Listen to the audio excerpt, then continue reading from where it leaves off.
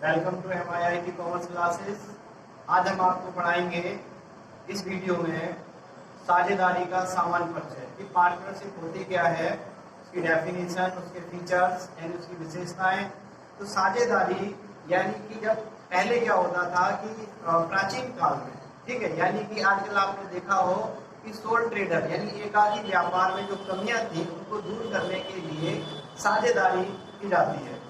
यानी एक अकेला व्यक्ति कब तक इस पूरे व्यवसाय के जोखिम को किस तरीके से वहन करता है यानी बेयर करता है, तो उसकी कमियों को दूर करने के लिए साझेदारी का जन्म हुआ। आज हम साझेदारी के बारे में जो 12th का अकाउंट का फर्स्ट चैप्टर है उसके बारे में आज हम आपको यहाँ पर डिस्कस करेंगे। इस साझेदारी का चैप्टर का नाम है साझेदारी का सामान्य परिचय, जनरल इंट्रोडक्शन ऑफ पार्टनरशिप। आज हम बात करते हैं साझेदारी के अर्थ की। तो साझेदारी क्या होती है कि जब दो या दो से अधिक व्यक्ति मिलकर आपसी समझौते के द्वारा किसी व्यवसाय को करने के लिए सहमत होते हैं और उसके लाभ हानि को परस्पर बांटते हैं। ऐसा व्यवसाय उन सभी के द्वारा चलाया जाता है या उनमें से किसी एक के द्वारा चलाया जाता है, तो उसे हम साझेदारी कहते हैं। अब इसकी परिभाषा दी है भारतीय साझेदारी अधिनियम।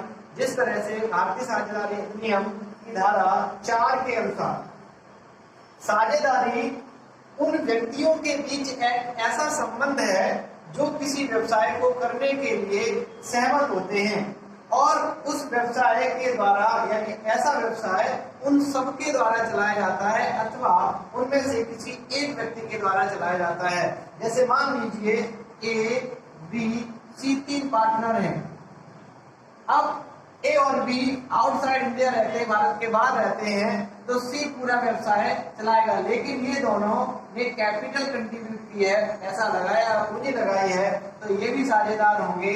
तो ए और बी ने सारी अथॉरिटी, सारी जिम्मेदारी इसी को दे रखी। तो इसी तरीके से हम बात कर सकते हैं कि ऐसा व्यवसाय उन सबके द्वारा चलाया जाता है, या ए बी सी तीनों के द्वारा चलाया जाएगा या उनमें से किसी एक व्यक्ति के द्वारा चलाया जाता है, तो उसे हम साझेदारी कहते हैं। अब हम साझेदारी की विशेषताओं के बारे में बताएंगे कि साझेदारी की विशेषताएं कौन कौन सी होती हैं।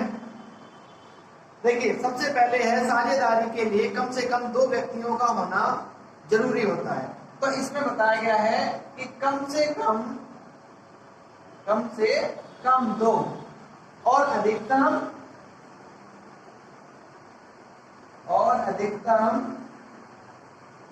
50। यानी भारतीय कंपनी अधिनियम 2013 में इसकी अधिकतम सीमा कितनी कर दी गई है? 50। अब कम से कम कितने साझेदार होने चाहिए? 2, क्योंकि एक अकेला व्यक्ति साझेदार नहीं हो सकता है।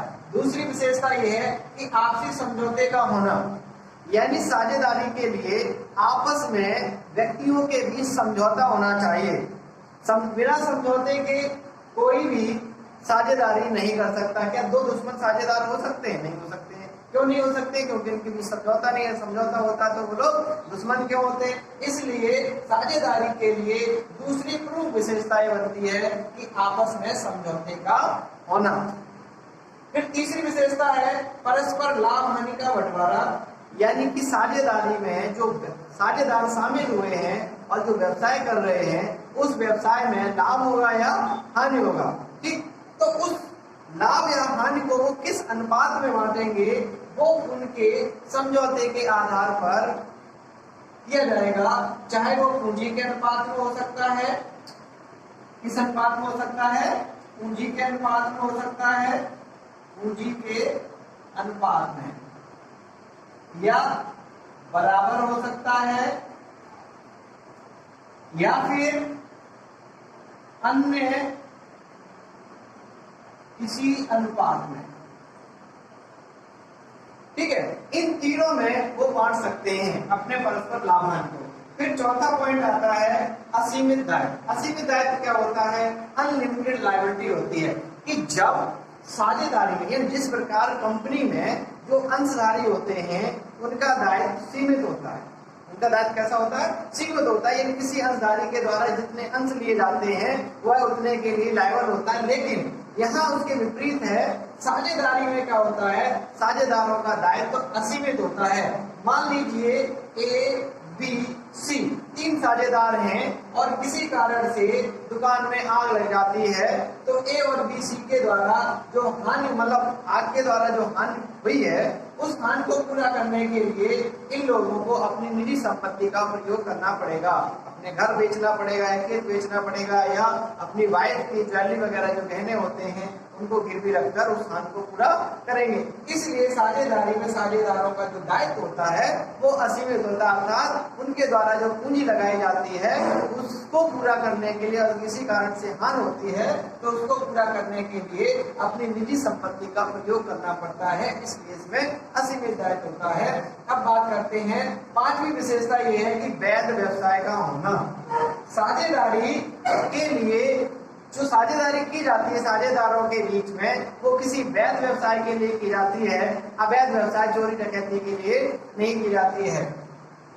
स्वामी एवं एजेंट का संबंध, यानी कि जो साझेदार होते हैं, साझेदारों के द्वारा, अब वो मालिक क्यों होते हैं, स्वामी क्यों होते हैं, क्योंकि साझेदारों के द्वारा क्या लगाई जाती है, व्यापार में पूंजी लगाई जाती है, और जो व्यक्ति व्यापार में पूंजी लगाता है वह उसका मालिक होता है।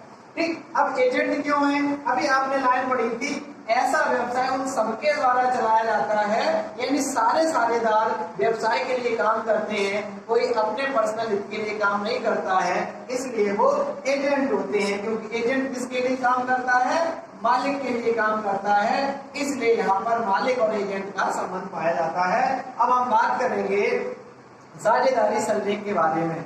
किसके बारे में, साझेदारी